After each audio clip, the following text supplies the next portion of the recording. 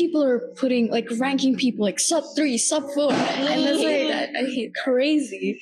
And like you're low tier normie, you're a high tier normie. Welcome to Bus Ride Debates. I'm Velika. I'm Atisha. And I'm Renata. And today's Valentine's Day. Woo! On today's special episode, we're going to ask very important questions. Have you ever been in love before? Do you even know what love is? And how important is love in our daily lives? So maybe let's start. Have you guys ever been in love before? I personally think I perceive myself as someone who loves easily, so I definitely have been in love before, but I don't know if I would put it as like I've fallen in love before. Does that make sense? What about you guys? For me, it might be like a maybe, because it's kind of hard to define what love actually means and what it truly represents, specifically in the romantic perspective maybe. And it's because I tend to find there's some sort of beauty in every small conversations, and I do really appreciate talking to people and getting to know them.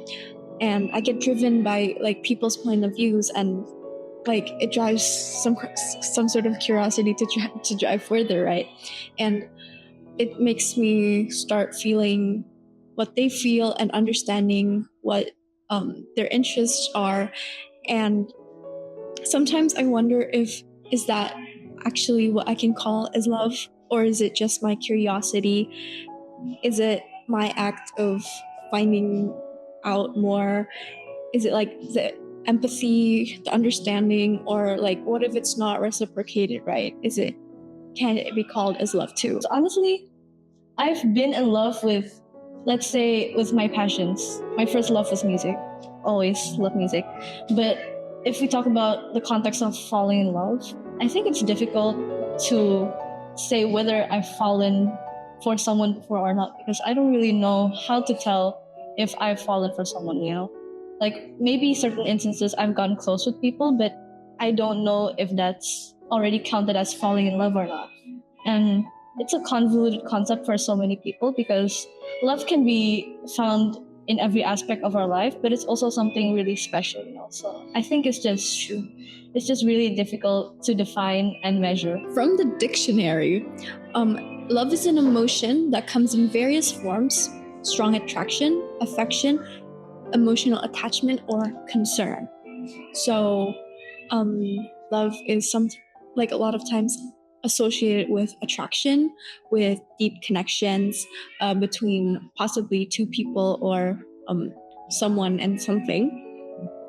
And what do you think of that definition itself? I mean, it's a good way to describe it, right? But there is definitely, love for me is like a driving force. Yeah. And love for other people can be like simply affection towards someone else. But I think it's a good way to generally describe love. What do you think? And I want to emphasize how you said deep attachment, because I think that's a very key aspect in love. Like you can have connections with a lot of people, you can care for a lot of people, but the point of love is how intense and how deep it is to you, the attachment that you have. And that's why It goes beyond liking a girl because she's pretty, and you may not call that as love, because that's just, it may be some part of it, like the phase of attraction, but love itself is a deeper connection that you create between people, right? love is something that like goes beyond adoration and just like simple looking up to people. And love has been a constant theme in our lives. Like we cannot separate our lives from the term love. And it also has been a constant theme in Greek philosophies and stuff like that. Maybe we can get deeper into that. There is this belief that love is a physical phenomenon that depicts animalistic or genetic urge that dictates our behavior. So some believe that the drive, like our urge to seek for love, is our biological and genetical aspect of ourselves. There's some sort of physical desire is often correlated to animals, and some people believe that it's like the lowest order of reaction. Like when you see someone, you're attracted to them. It's like the lowest order of a form of love. So technically, physical love is not a full and proper form of love somehow. I think that's a very good question that you raised. Like, is love purely our biological programming? Like, is it encoded in our DNA that we are supposed to be attracted to people and want to form connections with them and eventually mate with them, because that's undebatably a very crucial part of our biology? Or is love something that transcends all of that? Is it something that's written in the stars? I know I'm exaggerating, but is it like something that we feel beyond all the rationales and all the logical aspects? I mean, there's two ways to view love. Well, you can view it from a biological aspect. You can also view it as a social construct, right? Yeah. Biologically, it's seen by Helen Fisher specifically. She made 3 models of love. 3 models of love. One is related to our sex drive, also known as our need to reproduce. Yeah. And then it's also the feeling of romantic love itself, which comes from dopamine, and the feeling of trust and attachment, which comes from oxytocin. So that's like the basic biological stance of love, right? You can attribute feeling butterflies in your stomach to that. But you can also view love as a social construct, because it seems very like mystical concept and like super special for a lot of people, right? And love is definitely, while it's universal, it's not the same for everyone. So you can view love as something like A, and I can view it as B. And there's definitely like cultural aspects and impacts towards how we view love, and sociological aspects to it as well. I like how you brought up the fact that love is a social construct, because it inherently is. And Malika also mentioned something earlier that love is kind of like a central theme in Greek philosophy and mythology. And maybe we can talk about the god of love itself, like love personified. You want to deep dive on that? Okay, so there's different types of love in ancient Greek. First is eros, which is an intense desire for something. It is like the desire of an ideal beauty, usually reflected in like things we perceive, like people, art, music, things, or ideas, right? And the second one is philia. It's basically like fondness of others, like friends, families, and maybe like loyalty to your job or community. And there's this quote from Aristotle. He mentions that it is motivated by something, which again links back to what Atisha says, like love is also like a drive, right? Quote, things that cause friendship are doing kindness, doing them unasked, and not proclaiming the fact when they are done. And this is when like reciprocity becomes a big part. But there's another different form, which is agape, if that's how I say it. It's like love, like for God and men, something like that, without the need for reciprocity. Okay, there's like a whole another belief. So again, from Plato, he says that love makes us whole again. And basically, a lot of people believe this too, that God sliced us in half, like men and women, essentially. Like every person is missing half of themselves in a way, and it is the longing to make them feel whole again. This is what Plato believes.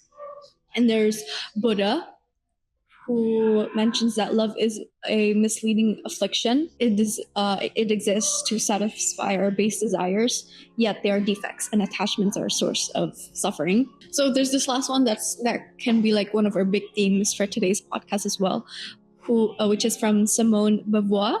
That's how I say her name? I don't know how to say her name. So she says that love lets us reach beyond ourselves. So it's our desire to integrate to another and gives our life meaning. Sometimes love is just too captivating and it becomes this kind of soul of our existence that can lead to bad things like boredom and not authenticity, right? So Simone encourages to love authentically and to support discovering ourselves while enriching our lives like together. Something like that. So I want to elaborate on that last perspective by Simone de Beauvoir, if that's how I say it.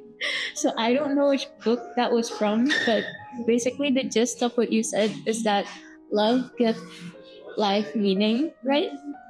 I don't get the second part where you said it can lead to boredom and other stuff like that because I haven't finished her book, The Second Sex, which is more a feminist book. And I don't know if the one you quoted, was in that book because I haven't gone to that part yet, possibly. But she did mention love once in the parts I already read, and it is that love is a social construct, as you said, and that it's more often than not too romanticized, and this romanticization is actually harmful for women, and that's just like a generalization of it, but basically that's her point. And I'm not going to go deep on this because we're not talking about feminism, right? But um I think what Guava was trying to say is that love is such a big thing in our society. It's like the central aspect to a lot of things, and it can be harmful to some parties, but it could also give your life meaning. And that's why it's a concept that's like so easily manipulated and up to interpretation, really. I want to ask you guys personal opinions on this. Do you guys think love is exclusive to humans, or is it something that other living organisms feel and we just don't know it? Oh my god, I've been trying to research about this, right? Because when you think about it, lions, mothers, they love their cubs, and chickens, they love their eggs, and they protect it whatever the cost, and they get like cuckly when like people get close to their chicks, right? So like, does animals also feel some sort of love? Like, Atisha just got a cat, by the way, and it's very cute. Like, do you think your cats are starting to love you? Oh, wait. Oh, I was like cats, guys. Anyways, well, I don't necessarily know. I mean, I could never know what's going on in their brains, but like, I think there is like, to an extent, there is some sense of affection within them, because with animals you can build trust, especially with your pets, and when you build trust, then there comes affection after that. But I do wonder, like, because we don't know how animals think, right? I always thought that love was like one of the things that made us intelligent as a species. Yeah. And I wonder if like other species also have that trait, or just like to a lower level of that.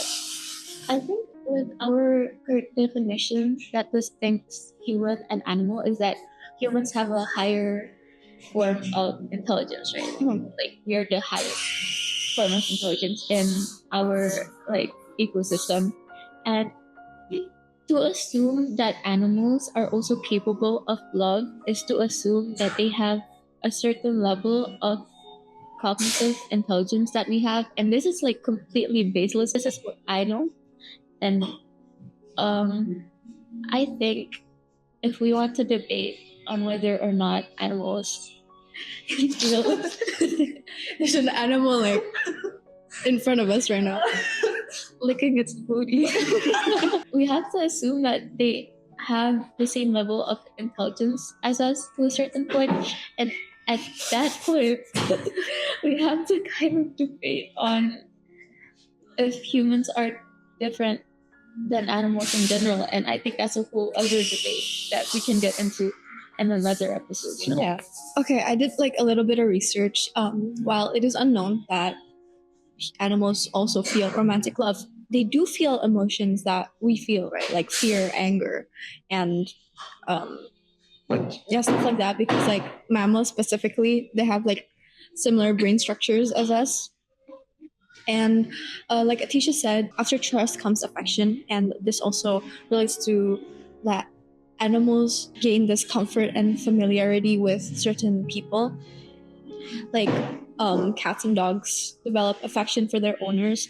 There's a study from University of London about animal cognition, and researchers found that dogs were more inclined to approach a crying person than someone who is talking or humming, and that they respond to crying with submissive behavior. So, according to researchers, this contrast indicates that dogs' response to weeping wasn't simply curiosity, but it was based on like primitive understanding of human distress. Guys, don't get distracted, guys. I feel like Submissive to me, of course. I feel like because like this also relates to evolution. I think animals' brains also adapt to how they interact with us humans and like what kind of emotions we expect out of them from our emotions. So I think like that's also kind of a big part. I kind of want to point out something relating to our discussion, and that is that love in its nature is a complex emotion, a complex concept, and that's why we struggle to really understand if animals feel love as we do, because it is such a complex concept even to us humans. Like, it perplexes us, like it makes us stupid, some say. It genuinely like makes us act not like ourselves. It sometimes it drives us to be better, like you said, but more sometimes it also like puts us down. But I want to focus on how it makes us better and how it's a driving force, because I think society cannot function without love.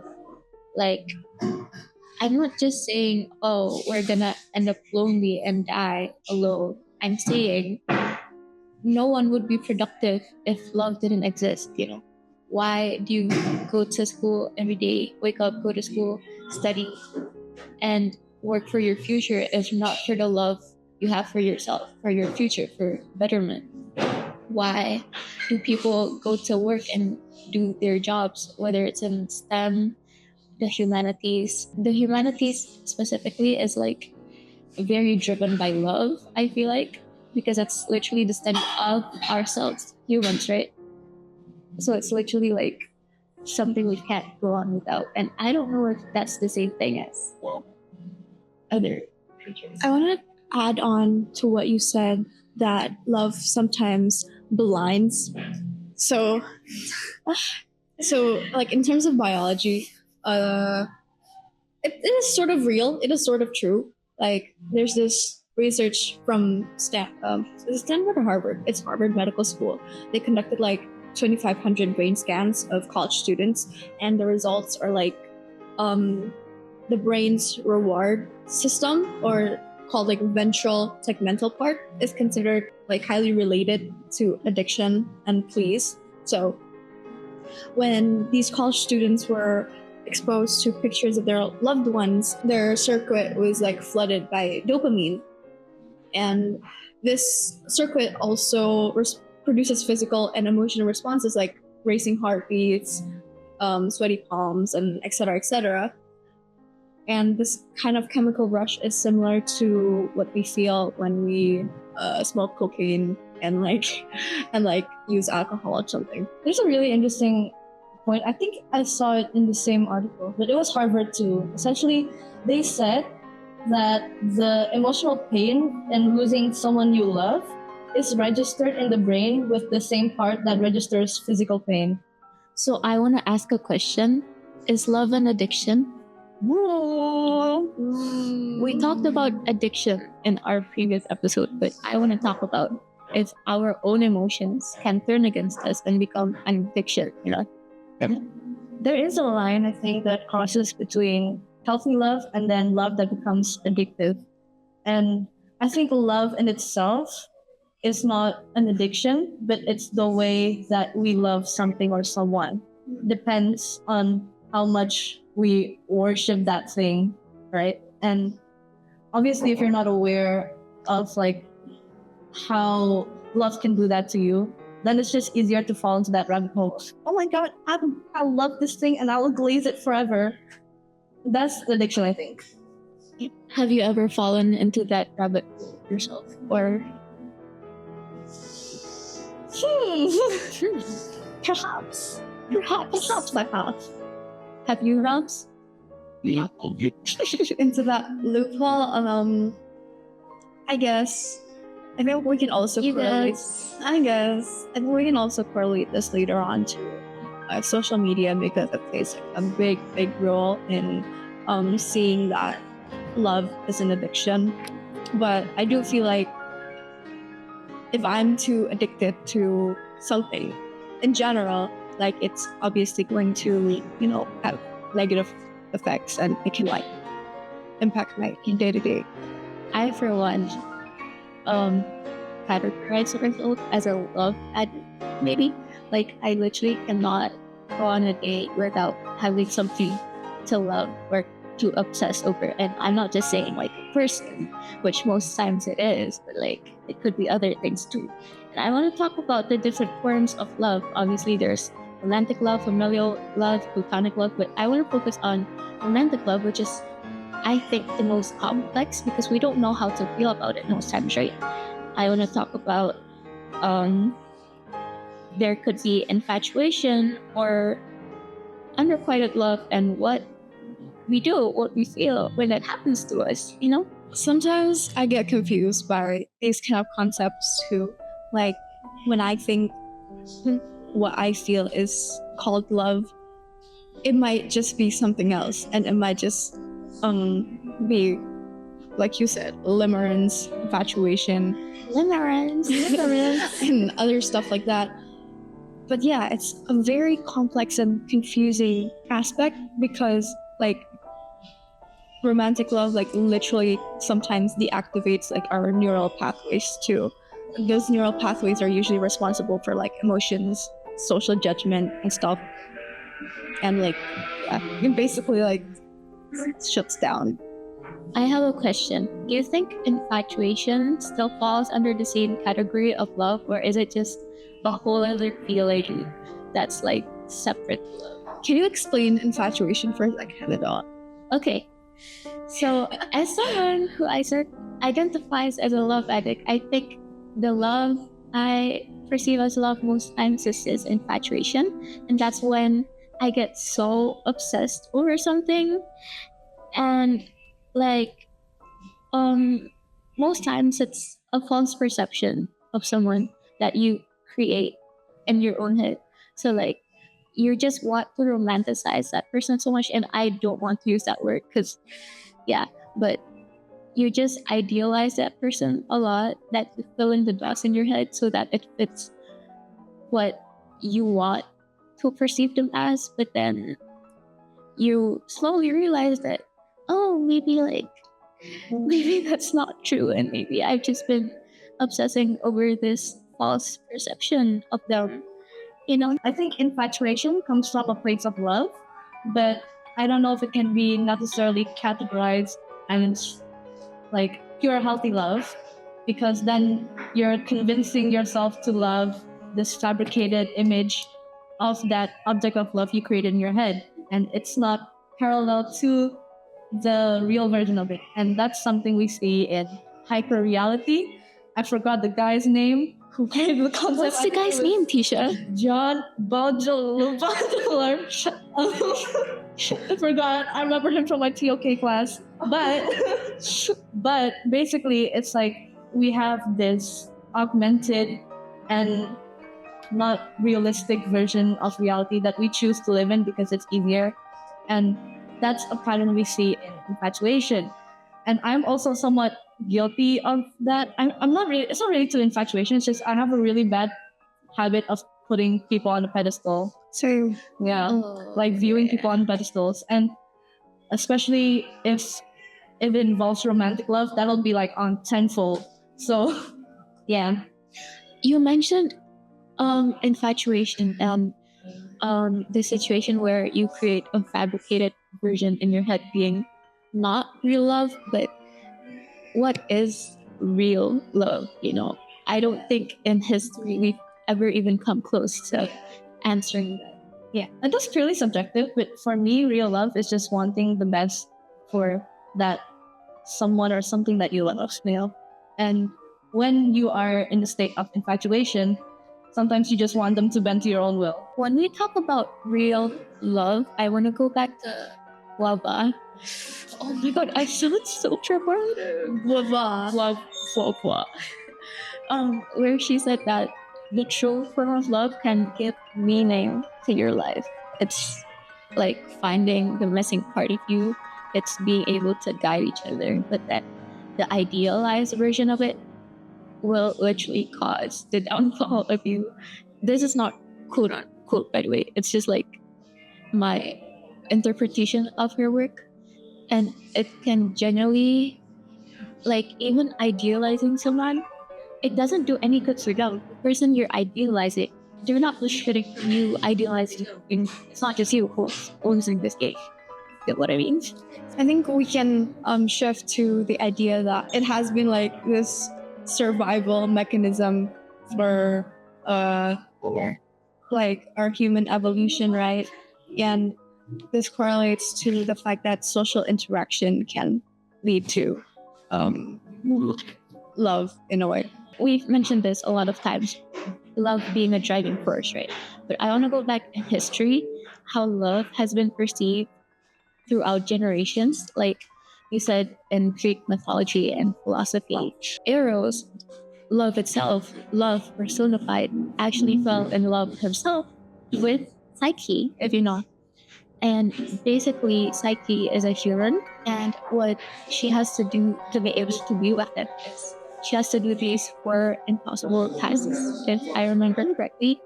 And when she finally succeeded, she was given immortality and she was able to be with Eros. And I think this story is a very great example of how love like drives you to be something greater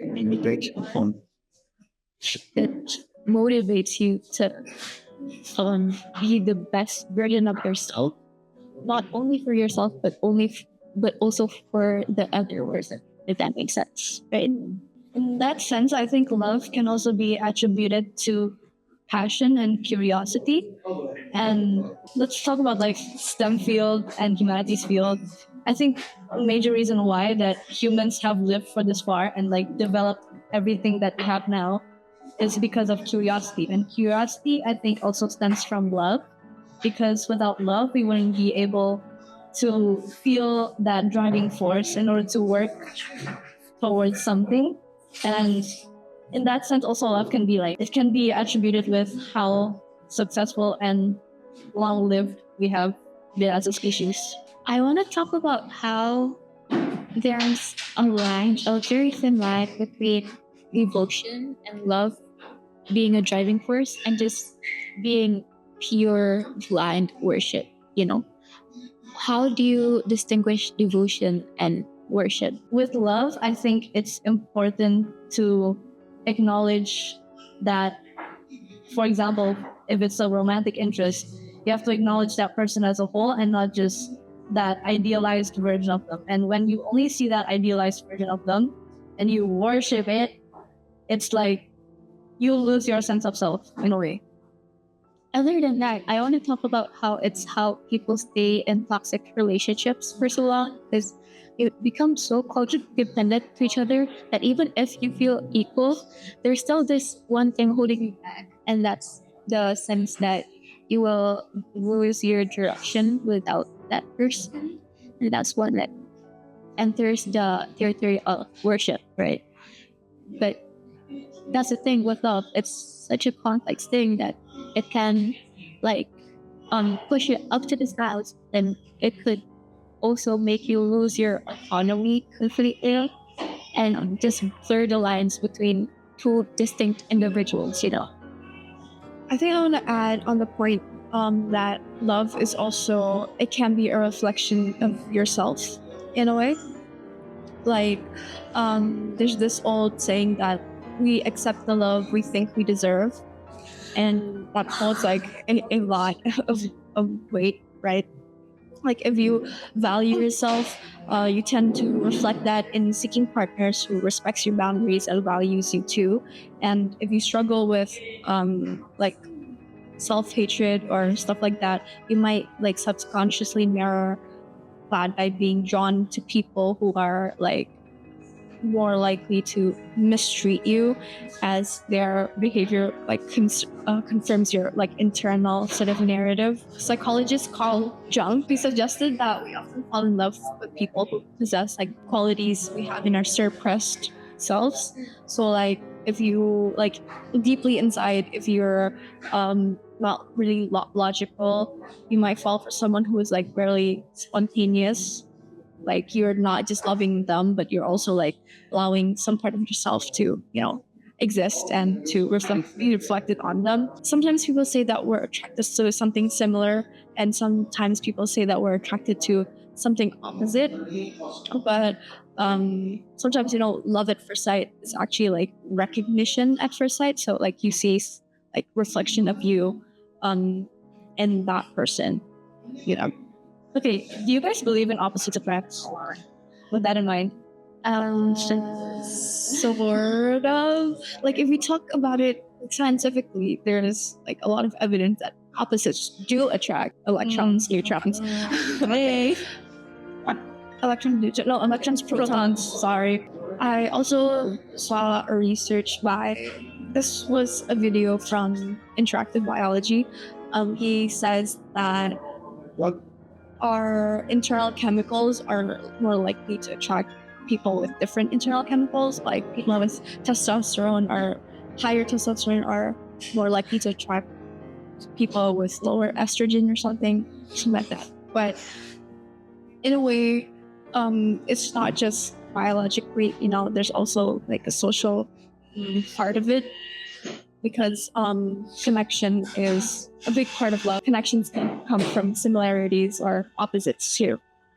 When we talk about opposites attract, I think we have to go back to the curiosity point that Tisha brought up.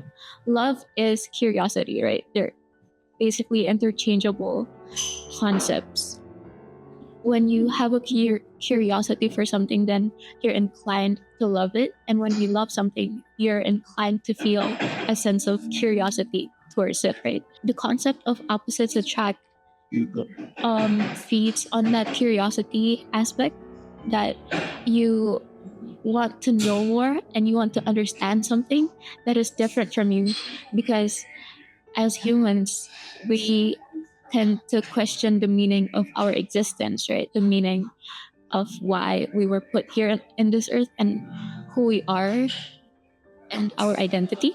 And opposites attract is that concept working in itself. But when we talk about similar attracts, I don't know if that's proper grammar, but I think it's more of a sense of people wanting familiarity over curiosity.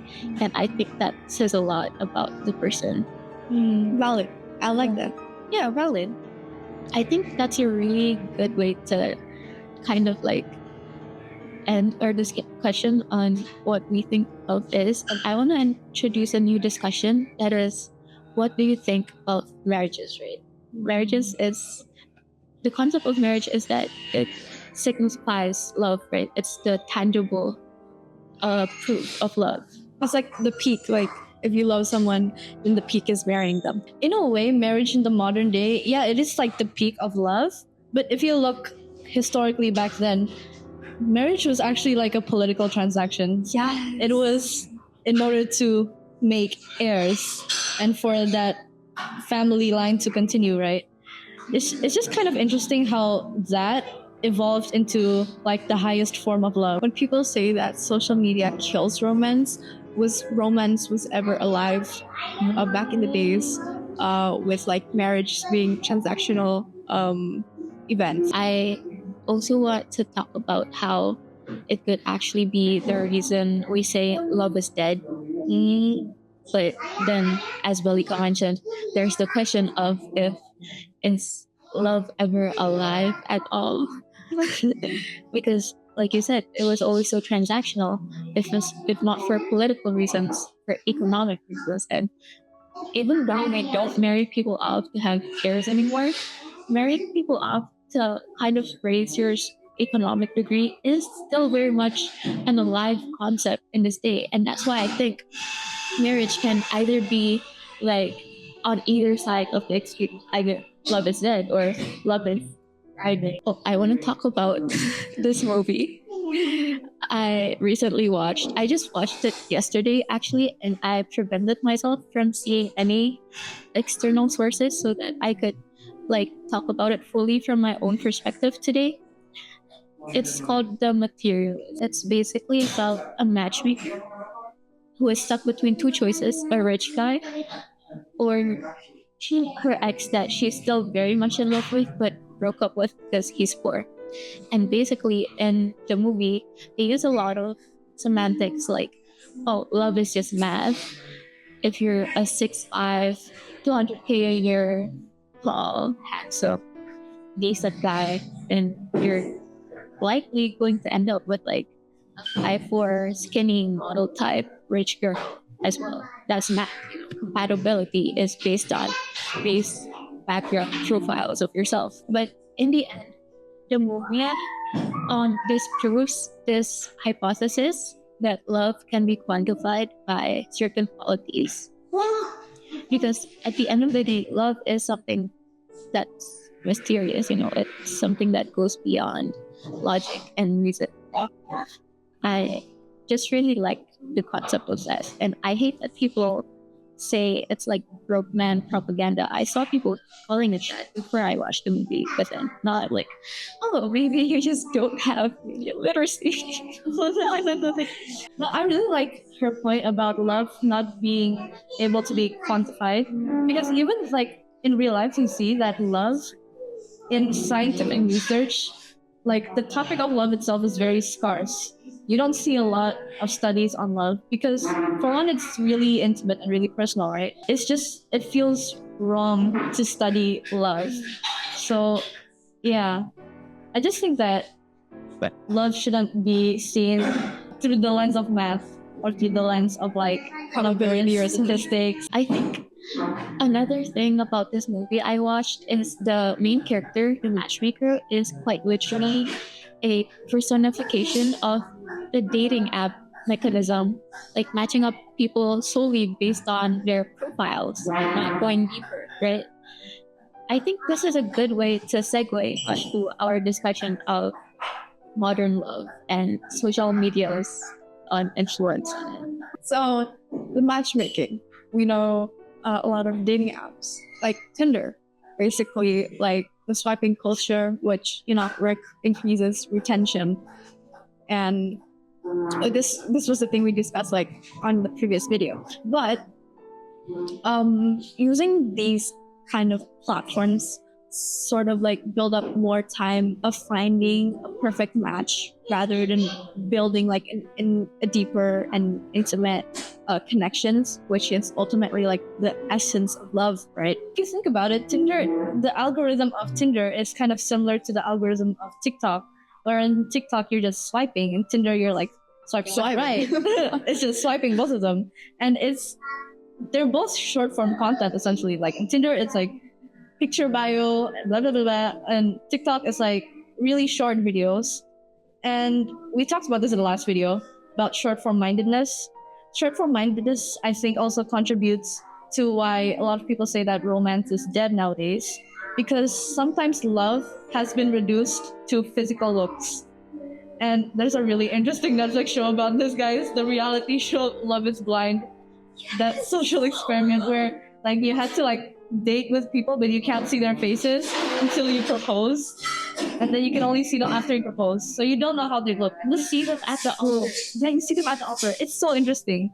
But like, I don't know, it's kind of a gamble in there. Like a lot of relationships work out and the others don't. So it just shows that like physical looks and attributes is such a big part of being able to love someone nowadays, and I just think that's not healthy. I want to go back to dating apps and how it dehumanizes people, because when you're looking at people only through their bio, like 6'4", gym bro, same example again, but like 200K a year, it's like you're shopping for a new product. it's like love is a market now and you are the product. You're not looking for connection, you are looking for something to buy. The nature or the tendency of love ultimately being transactional is a concept that's been with us, like dating back through centuries. But with dating apps, it just became more real and more tangible. And I'm saying this as someone who has used one of these platforms before. No, Are you legal to use them? no, it's not a dating app. It's a friendship finding app. That's how they market it. Okay. Friendship. Okay. And I have found genuine friendship through it. I still talk with some of the people I met there, but ultimately, even if you market it as a friendship finding app, people are still going to use it as a dating. Joining up for teams. That's crazy. I think like in a capitalist like society, yeah, it mirrors like this business transaction like we mentioned before, where individuals try to find like the best bargain, right? By matching their like social values and desires. Like sometimes there's a lot of standards that are set and a lot of like um you have to be picture perfect and stuff like that. And people can't love you because you are you nowadays, right?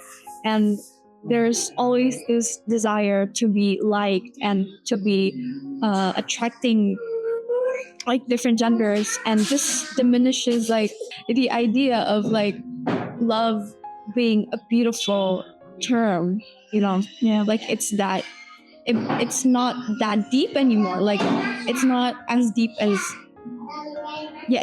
love is actually deeper than what people think it is. Right. Dating is essentially like a market nowadays, right? It's a personality market and a physical looks market. You choose the type of people you want to attract. You tailor yourself to the traits that will attract those people, and you nitpick on other people that don't have the traits that you want. And really, it's never been. It's been like about loving someone for who they are and who they are as a human as a whole, right? Instead of just like these TikTok standards, this green flag, beige flag, red flag.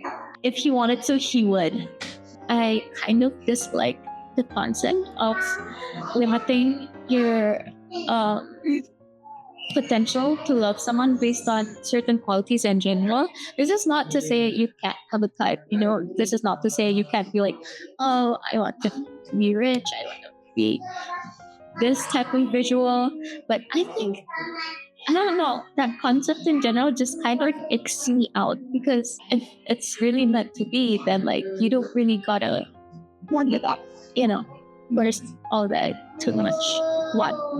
I think this also relates to the fact that like the looks waxing and like the leagues concepts in our especially in like the teenage world, because like people are putting like ranking people like sub 3, sub 4, and that's like I hate crazy. And like You're low tier normie and you're a high tier normie. the fact that people are measuring how far can you pull and can you attract based on how you look, and if you're like a sub 1, you can't get a girl. I think the concept of reading people in general is a not funny concept, actually. It's like, it's something that shouldn't be quantifiable. Once again, like humanities shouldn't be quantifiable. It's something people have tried in the past and failed. Love shouldn't be quantifiable. Your value as a human shouldn't be quantifiable, and yet people has managed to normalize that somehow. Maybe let's talk more about the culture nowadays. Maybe back then the culture is like, oh, going to their house and making these grand gestures, right? But nowadays it's Minecraft servers, TikTok streaks, Spotify blends. I'm a person who's been a big part of the the gaming world, like Roblox, Discord, Valorant. YouTube streams. Yep. And like, I can't say that I didn't make genuine connections there. I did. Like, it was people that genuinely shaped my personality today in a way. But like when we talk about real connection, it might like not be as sincere as people we meet in real life and we actually put out our effort to like meet, you know. Do you think the heavy reliance on online culture as part of romance kind of contributes to how love is so downplayed and reduced to like a cheap concept of Yeah. Yeah. I mean, with technological advancements, we see things like e-dating. We never could have comprehended that as a thing, right? Things like TikTok, things like Discord, and a lot of things. She knows something about this store, guys. A lot of things that we see in like the modern dating culture is rooted within technology, right? And the behavior towards love nowadays is so much more saturated and shallow than it used to be either.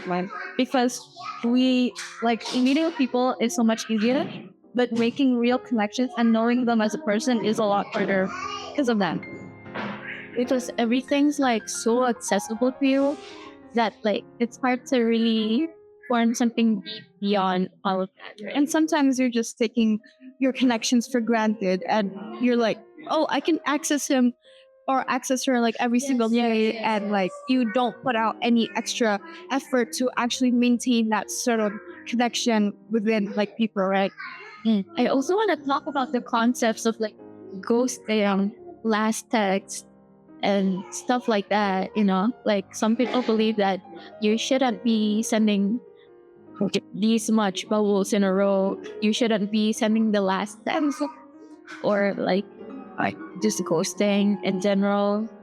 I think that also contributes to a lot of what we call the death of love. Can we talk about situationships?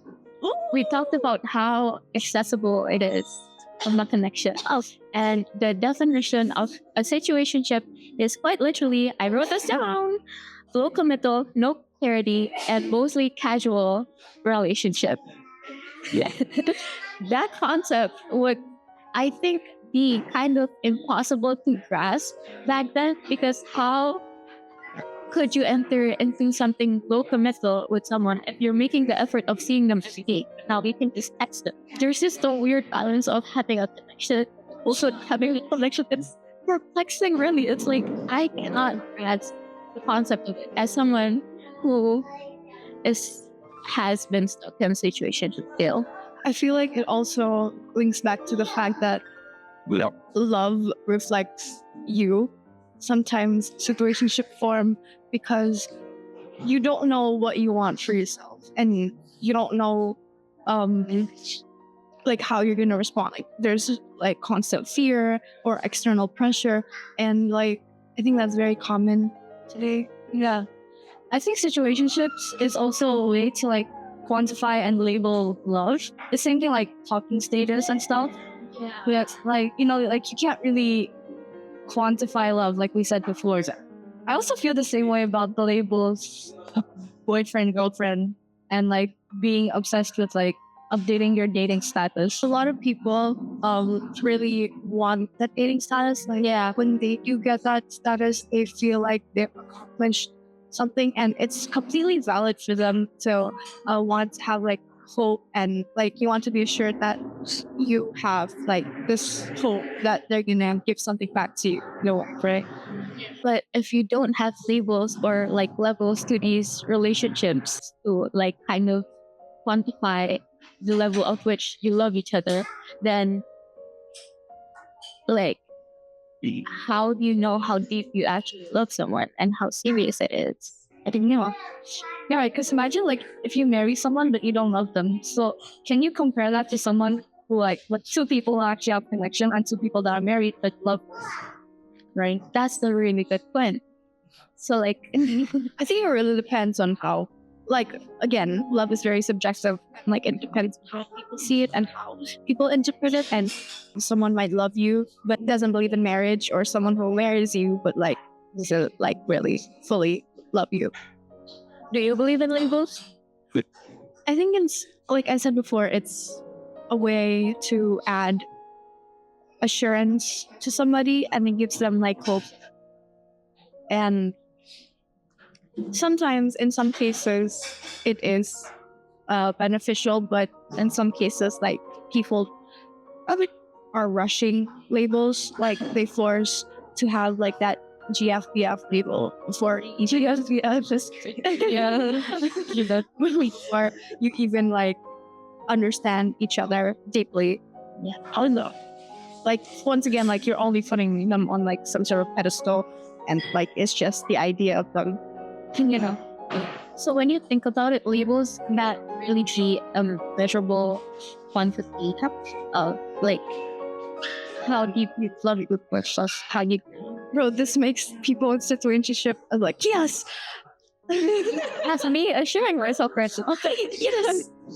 I can continue my situationship. I don't need labels. Okay, so is love dead or was it ever alive at all? We haven't really answered that. I think love is everywhere, and it was like it has always been alive. I don't think it's ever dead. Like you can find love in everything you do, and every people you meet, they will emit some sort of curiosity and connection, and what you say like love to you. It's difficult to say of love. Romantic love has always been dead or I personally haven't done enough research on it. But I think that with social media technology, we're so much more aware of the phenomenon of love, right? So things like back then, let's say if we got into loveless marriages, I think that is sort of normalized because people are not really aware of the concept of love. So, okay. That brings us to another question.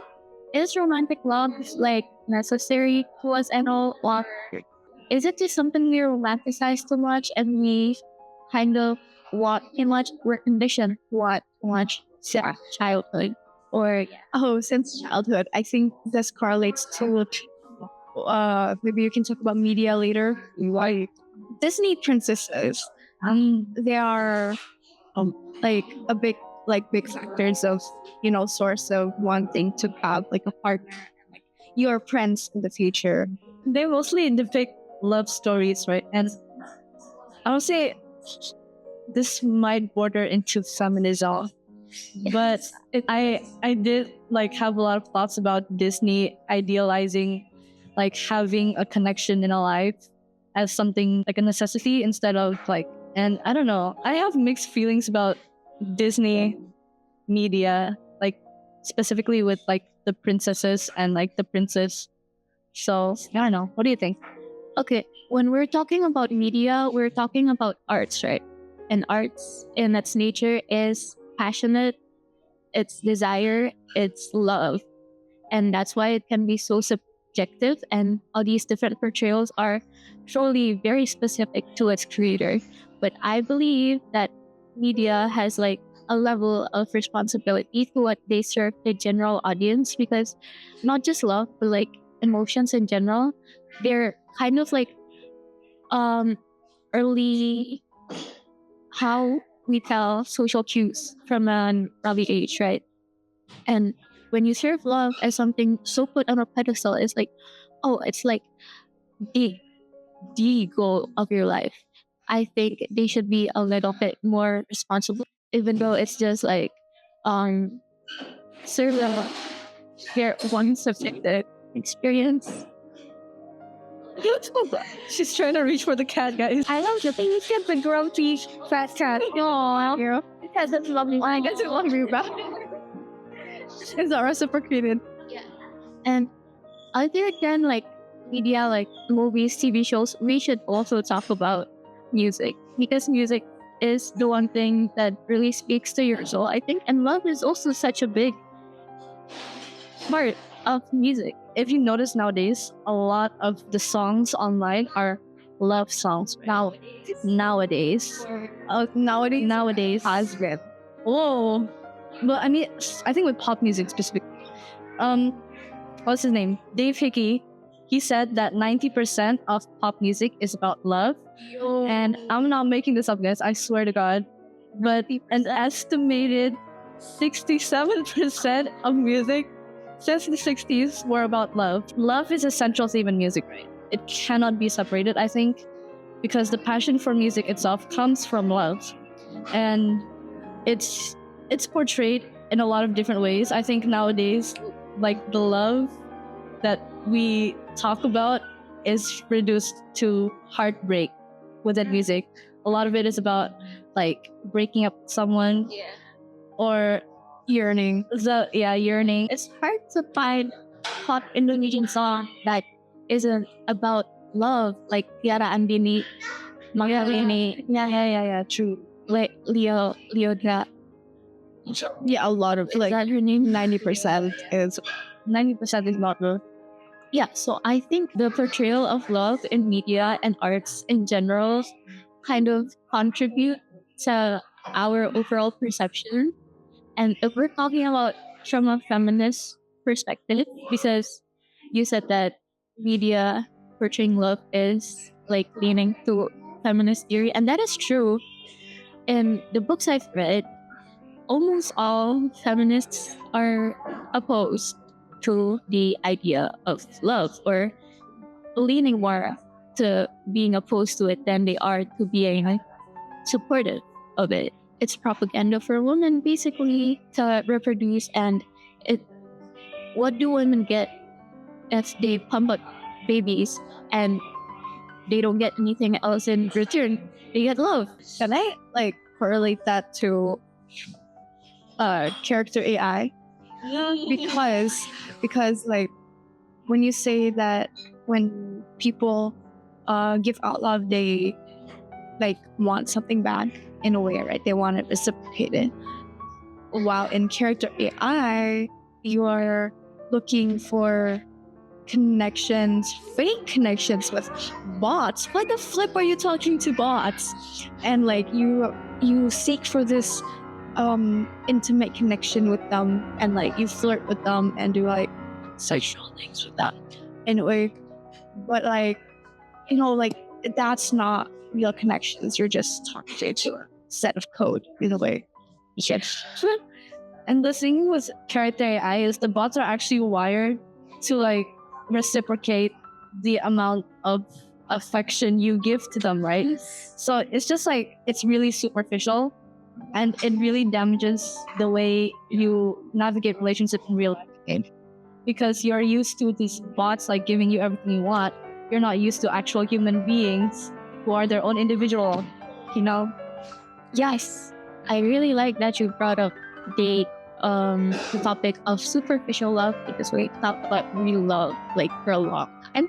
And what do you think of the people that actually get a little bit too connected to this superficial love, inherently superficial love with character AI? Like I see a Japanese man or a Japanese woman and marrying AI or their body pillow, Or like or like people killing themselves because You have all yeah. of those. it's kind of crazy, guys. I never thought, Loki, that we would actually get to a point of dating bots. Like that is a crazy concept in itself, and it's gotten so far. But like, I mean, this kind of superficial love, it's not a new pattern. Like, we see that with parasocialism with celebrities, and character AI is a way to fuel that. Because you can talk to celebrity bots on there and like pretend that it's the real celebrity. It's just crazy, honestly. When we're talking about parasocialism, it's hard not to connect it to K-pop culture, which we are very much in part of. K-pop culture in general, it's wired to make you desire these idols, right? They're called idols for a reason. Yeah, you're supposed to put them on a pedestal. You know, they have these meetups, they have these fan calls. I mean, what we call these concerts. But there's still like this tiny veil and between them and your fans, which is very much necessary to include the illusion of closeness. No, not the illusion of closeness, the illusion of reality. And this goes back to infatuation, I believe. Like, just painting your own idealized picture and receive like nothing in return, but they actually eat off of these things and keep up and shoot.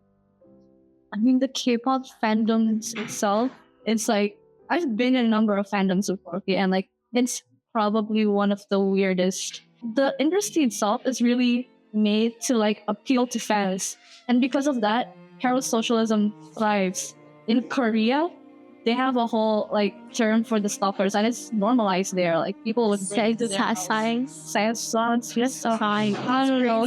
When people they find out that their idols are not to what they expect them to be, they rage and they cancel them immediately. And I think that's also a big part of parasocialism, because you don't know what they're actually like behind the scenes, and you're just like used to seeing them, having this really good image, and when you see the real side of them, you like are disappointed and they get canceled. And that's just sad.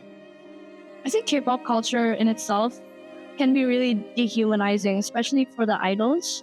And while that's not exclusive to K-pop, I think celebrity culture in itself is quite dehumanizing. It's on tenfold for K-pop. Yes. Because the standards that are set for them is crazy. Like their beauty standards, and then the whole thing with like dating and stuff. Even like the way they act, it's so guarded, and there's so many rules to it. And you just don't see that in like Western culture, right? This goes back to how we are just a commodity these days, and how love is the market. We are the product. K-pop idols are like the what's it called? Peak Adam in terms. Yeah, like high tier, not normie. Summer product. And as long as that kind of culture is normalized, that you can't really say that love isn't that, because you're literally feeding other people's most intimate, deepest part of themselves. I think it's also a way to cope, because people nowadays their partners can't find people who are set to their standards that we make in social media. So like it's a way for them to cope that, oh, I have somebody who loves me, which is like my idol loves me. And like it's just a way to cope. Another thing that just popped up in my mind is also how there's similar industry happening in Japan, except it's way more explicit. Yup. And it is way more normalized, because there is actually like goon dungeons. And it's like, it's an okay thing to just hop on in there and do your thing and just hop on up, while not actually receiving the authentic experience.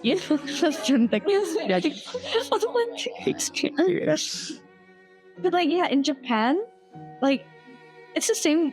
It's kind of similar with K-pop culture, and it's kind of less controlled there, because at least within the K-pop culture, your idols are actually humans. With like the anime sphere, they're just characters and images you see on the screen. Goes back here. We have a wait, hold on. We have Dora and Mon. We have Dora and Mon. We have that dead now. We have that cool. It's pretty cool. Okay, I have a question. Do you guys believe in date for fun or date to marry? I'm too young for a date to marry, bro. Honestly. I kind of. Is it controversial if I say right now I'm like date for fun? No, it's not.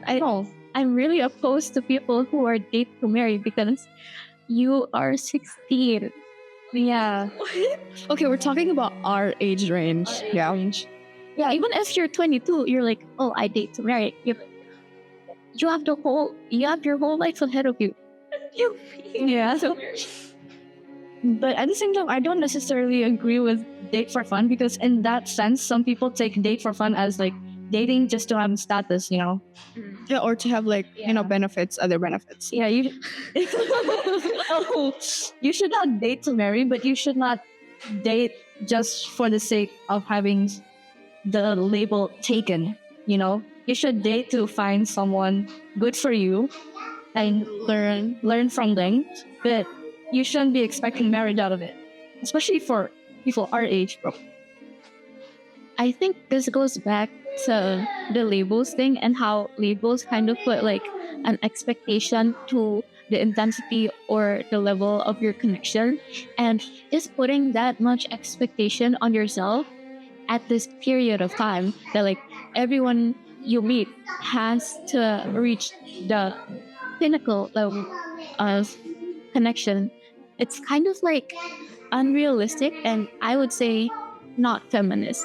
Because it's the result of the social conditioning around you. It's the result of, oh, love is such a idealized thing. It's like the peak goal in life, and I really don't agree with that. And it's not that I shame people who think like that, because of course, Sure. you can think what you think, but like, come on.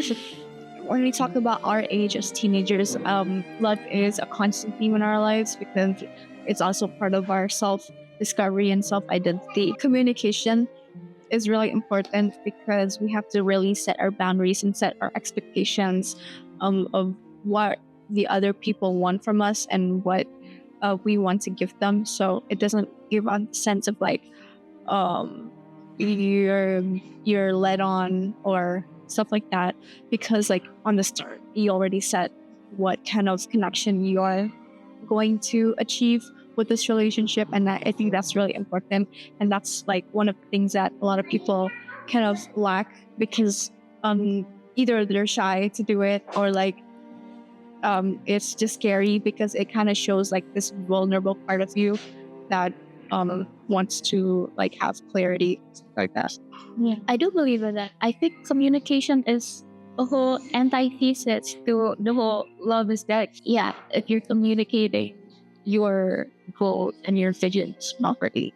Oh my god, this is once again talking about love as if it's like an economic thing. But like if you're communicating what you want properly and what the other person wants, then there's really no way to benefit from it because you know exactly what you're gonna expect from the other person, and that is kind of takes the no clarity thing out of the equation in most modern relationships.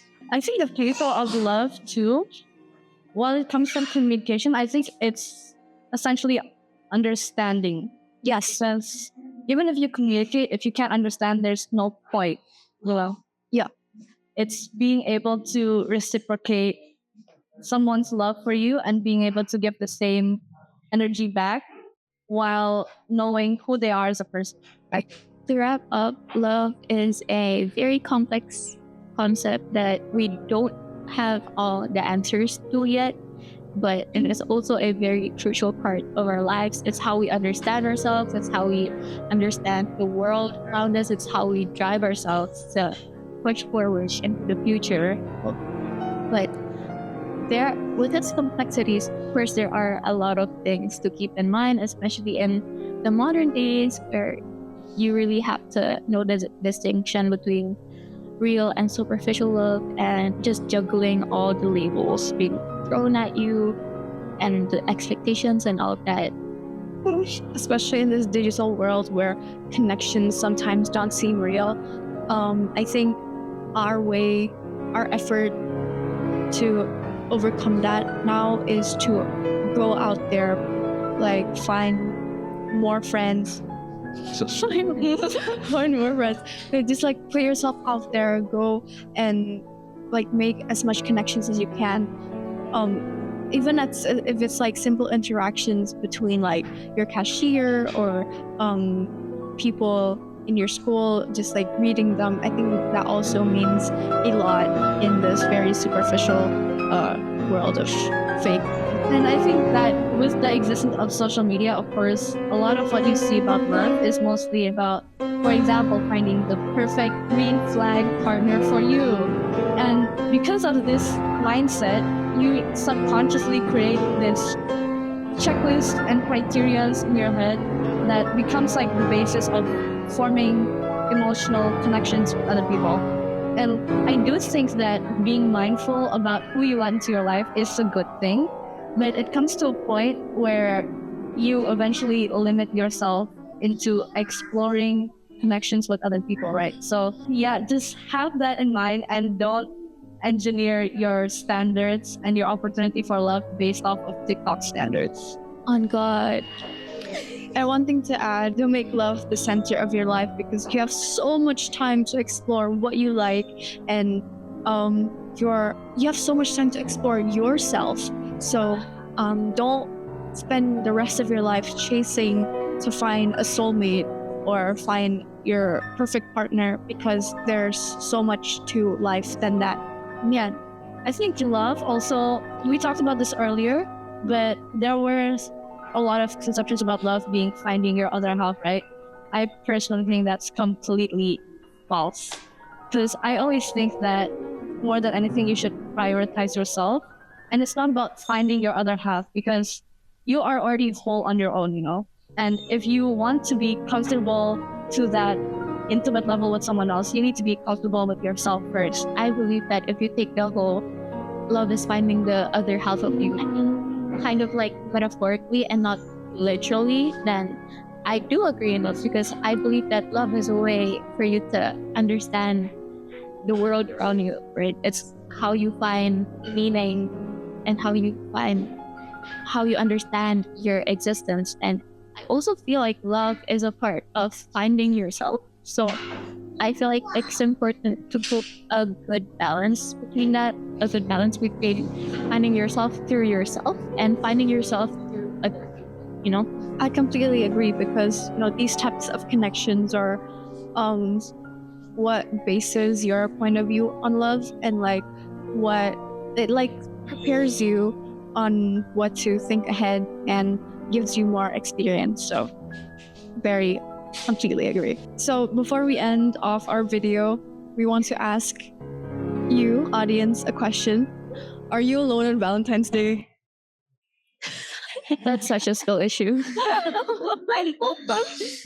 go and meet him. Sorry.